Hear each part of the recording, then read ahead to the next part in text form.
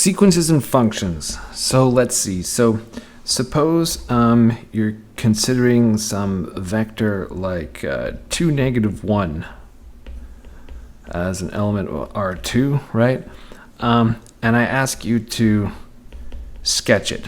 Okay, so, well, not a big challenge there, right? You go, okay, so we're going to be 2 ticks over and 1 tick down, and there it is. There's our vector. Great. Okay, and suppose I say, all right, now we're going to consider, the vector 2, -1, 1. All right, sketch it.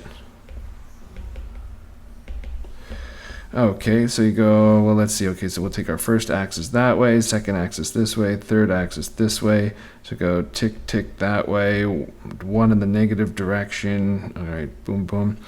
And then we go up 1 on the vertical axis. So we go up to here, boom. Okay, so there's our vector.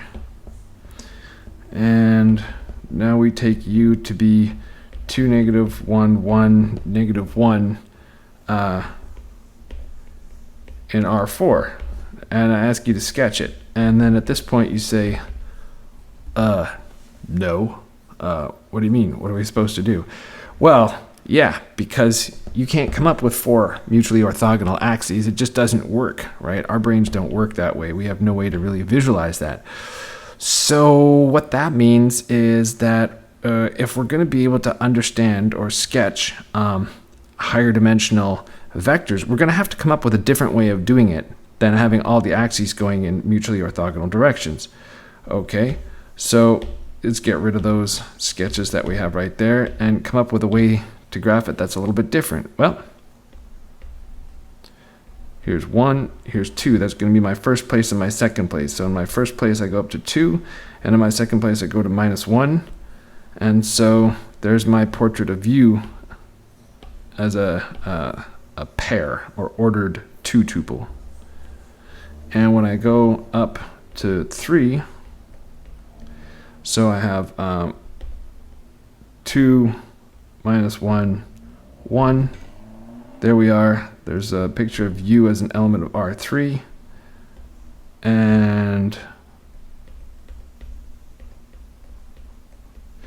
I can just continue this into however many dimensions I want, and it's totally fine, right? Now, a couple of things probably jump out at you about this way of sketching things. First off, in terms of understanding the geometry of R2 or R3, it's absolute crap, right? It doesn't show you anything about the geometry. Well, that's fine. There's a lot more to linear algebra than just geometry. And if you're doing something like data analysis or machine learning or something like that, you're going to be dealing with vector spaces of R to the 10,000 or 300,000 or something like that. And the geometry, well, you're not going to be able to understand it anyway. So that's one thing. Another thing that jumps out is that this picture that I just drew here, or these pictures, these look like graphs of functions. And as such, they're graphs of functions not where the function is defined over every single real number, but only where it's defined over these certain few numbers. So I could think of this as, let's take the 4-element set here, 1, 2, 3, 4, where those numbers appear in order. And then I have a function over that. So here's 2, -1, 1, -1, right? And so there's how my function is defined. So what we really have here is the graph of a function on the set 1, 2, 3, 4. Yeah. And that leads us to a definition that will be very useful for dealing everything sort of on the same common footing. So what it is that if S is a set, then we define f to the s to be the set of functions from S into the field F, right? And so if we've got a non-negative or a positive integer, n, then there's sort of a shorthand that we commonly use, and that is we write Rn as a shorthand for r to the 1, 2, dot, dot, dot, n. And we also write u sub n for u of n, little notational change, but otherwise it's just exactly the same thing. And so this works for sequences as well. So f infinity is going to be shorthand for f 1, 2, 3, dot, dot, dot, going on forever.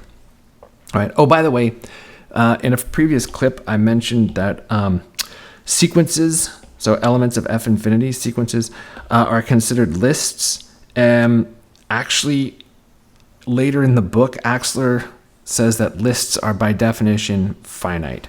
So I just wanted to make that little distinction there. So let's see. So here we are in this space of functions. How do we define the operations? If we have u and v as elements of this set right here, and lambda as just a field element, then we define the sum u plus v. Well, if it's a function, then you need to say what it does to an element, right? So we say u plus v at the element x is defined to be ux plus vx. And how do we define the scalar multiple? Well, the scalar multiple of u is defined by saying let's see, so lambda u at the point x is given by lambda times that coordinate of u, right? And this actually meshes up exactly with what we know from the standard prototypical case back in R3 and C3. Whoops. And so that is that if we take an element of one of those vector spaces, then scalar multiplication is defined by saying, oh, we just scalar multiply each coordinate.